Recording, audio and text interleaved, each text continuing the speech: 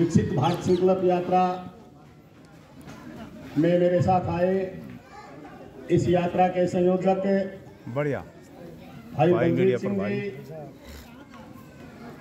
हमारे वरिष्ठ साथी प्रदेश में किसान मोर्चा के महामंत्री रहे रामपाल यादव जी, हमारे इस मंडल के महामंत्री रामेर जी और जिला की आईटी विभाग देख रहे राम कुमार जी, यहाँ से जिला पार्षद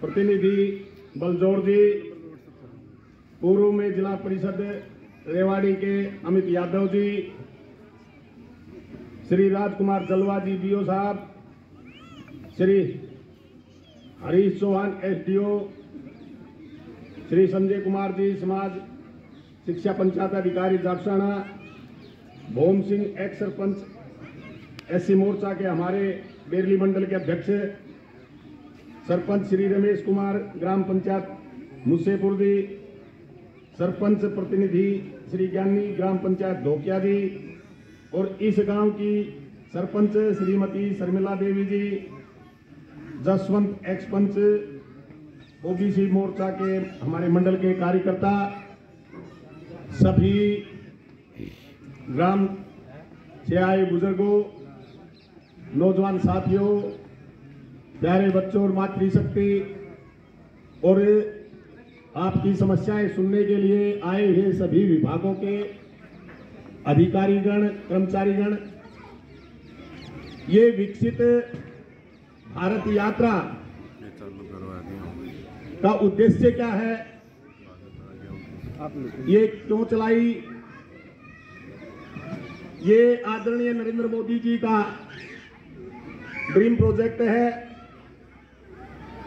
वो चाहते हैं कि जिस प्रकार अंत्योदय की भावना से अंतिम पंक्ति में बैठे हुए अंतिम व्यक्ति तक किस प्रकार केंद्र की और राज्य की जन कल्याणकारी योजनाएं प्रत्येक व्यक्ति तक पहुंचे, इसी उद्देश्य निमित्त 15 नवंबर 2023 को भगवान बिरसा मुंडा की जन्म जयंती पर उनके गांव खुट्टी जो झारखंड में है वहां से शुरू की है और हमारे हरियाणा में भी 30 नवंबर से शुरू होकर के ये 25 जनवरी तक पूरे देश में प्रत्येक गांव में पहुंचेगी। और मैं ये कहूं, बल्कि सरकार आपके द्वार है। कुछ समस्याएं ऐसी होती हैं जो तुरंत प्रभाव से यही ठीक हो जाएंगी, उनका समाधान यही हो जाएगा। कुछ समस्याएं ऐसी हैं जिनमें थोड़ा समय लगेगा, लेकिन जो भी इस जनसंवाद में इस मोदी जी की गारंटी की वेन के साथ आए हुए अधिकारी कर्मचारीगण को जो भी लिखित में देंगे उनका समाधान निश्चित रूप से होगा, मैं ये आपको गारंटी दे रहा हूं। तो योजनाएं बहुत है, लगभग 565-66 योजनाएं इस प्रकार की जनकल्याणकारी योजनाएं भारत सरकार और हरियाणा सरकार की चल रही है। तो मैं कुछ योजनाओं का जिक्र करना चाहूंगा। जैसे सबसे पहले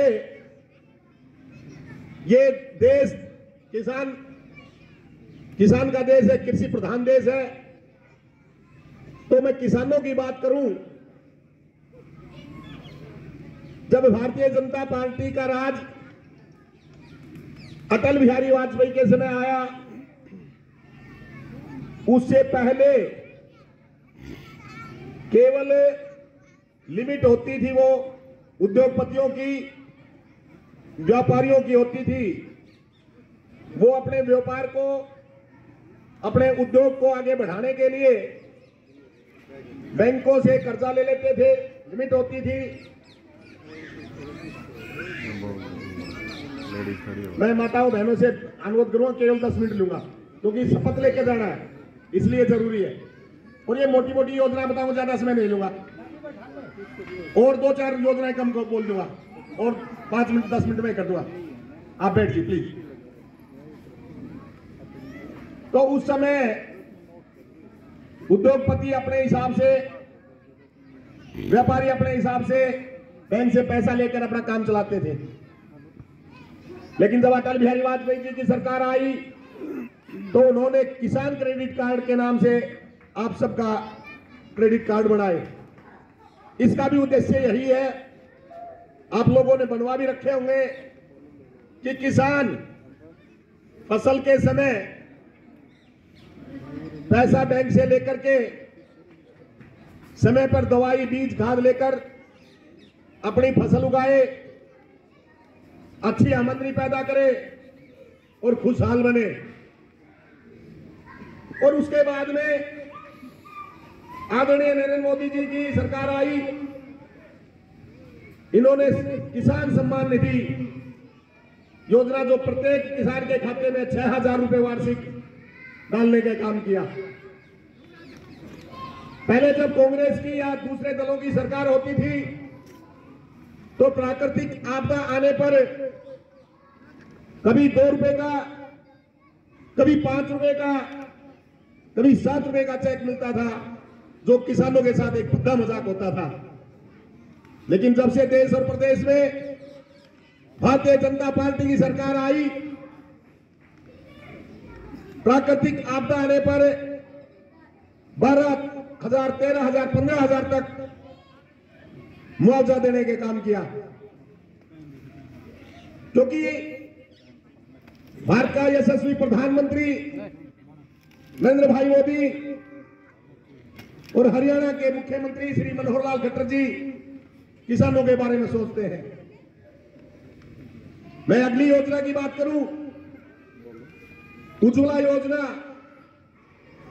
जो माताओं बहनों के लिए वरदान साबित हो रही है। वो भी पहले जब भारतीय जनता पार्टी की पहली बार सरकार बनी, आदरणीय अटल बिहारी वाजपेयी जी के नेतृत्व में, उससे पहले गैस के सिलेंडर केवल शहरों में मिलते थे, गैस के कनेक्शन गांवों में नहीं मिलते थे।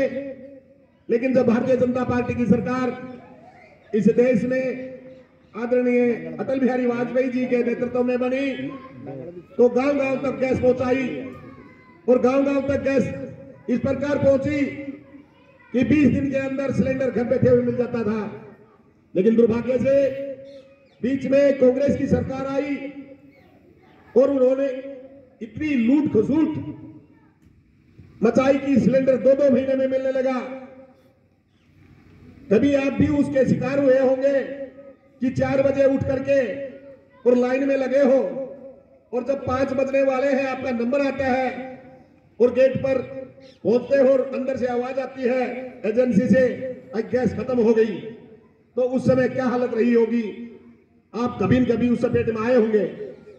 वही गैस थी, वही कंपनियां थी, वही उपभोक्ता थे, लेकिन कांग्रेस की सरकार में इस प्रकार का काम हुआ। फिर जब भारतीय जनता पार्टी की सरकार बनी, फिर वही हालत, जिस प्रकार गांव में रेहड़ी वाला सब्जी बेचता है कि सब्जी लो सब्जी लो, उसी प्रकार गैस की एजेंसी वाले सिलेंडर ले लेकर के घर पहुंच रहे हैं। और जब उनका कोई सिलेंडर नहीं बिकता तो दरवाजा खटखटाते हैं और अंदर से माताएं बहनें बोलती हैं, अब जाओ हमारा सिलेंडर भरा हुआ है, आज ले लेंगे फिर लेंगे। यानी ये केवल नियत और नीति की बात थी। तो इस प्रकार आदरणीय मोदी जी ने, कुछ ऐसे परिवार भी थे जिनके गैस सिलेंडर नहीं है, तो इस प्रकार उज्ज्वला योजना के तहत फ्री में सिलेंडर दिए, गैस दिया, कनेक्शन दिया। आपके गांव में 76 कनेक्शन बता रहे थे इस प्रकार के। आज भी 2 सिलेंडर दिए हैं। तो इस प्रकार गरीब की, मजदूर की, किसान की ये सरकार सोचती है। अब मैं बात करूं बीपीएल कार्ड की, तो पहले आपने देखा होगा, आपके गांव में भी रहा होगा इस प्रकार का एक आध उदाहरण कि घर में ट्रैक्टर खड़ा है, गाड़ी भी है, अच्छी कोठी भी है और उसका बीपीएल कार्ड बन गया। उसने उस बीपीएल कार्ड से सुविधाएं प्राप्त की, लेकिन एक गरीब आदमी झुग्गी में रहता है, झोपड़ी में रहता है, उसका कार्ड नहीं बना क्योंकि उसकी सिफारिश नहीं थी। सरपंच गांव के होते थे, जिनका अपना होता आदमी था, उनके बढ़वा देते थे, और जो विरोध में होते थे, यानी इस प्रकार की व्यवस्थाएं थी।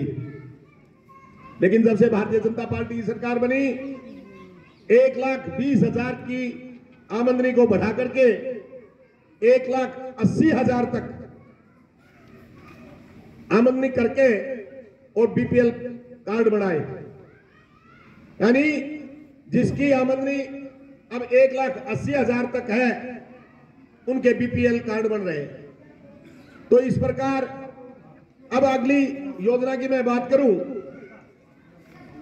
तो आयुष्मान कार्ड। आयुष्मान कार्ड, जब एक गरीब व्यक्ति बीमार हो जाता था, पैसे के अभाव में वो अपना इलाज नहीं करवा पाता था, लेकिन मोदी जी ने आयुष्मान कार्ड चिरायु योजना चला करके 5 लाख तक का गरीबों का फ्री में इलाज किया।